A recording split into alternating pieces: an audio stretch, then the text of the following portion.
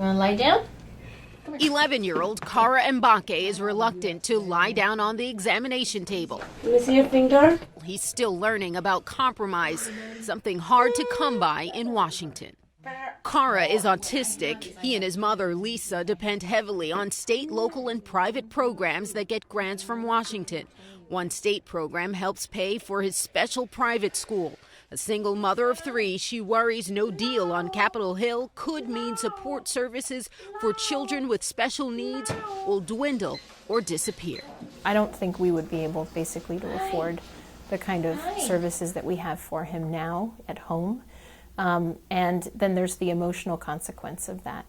Her worst fear, not being able to provide what's needed to keep Cara home and out of an institution. You have people around you who really understand your child and are really willing to support you in keeping your child at home. And so the thought that some of that would go away and that we would have a difficult time maintaining him at home is probably the most devastating thing. If there's no deal here, that could mean across-the-board cuts for agencies, including the Federal Office of Special Education and Rehabilitation Services. This fiscal year, Maryland, where Lisa lives, received more than $300 million in federal funds. The State Board of Education says just under 113,000 students depend on that money.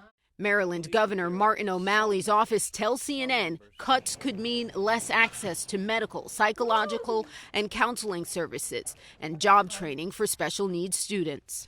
The top 5 grants that would be subject to sequester are Title I grants to local education agencies that are for low-income children, basically, and special education grants, Head Start, the nutrition programs for low-income women and children, and public housing.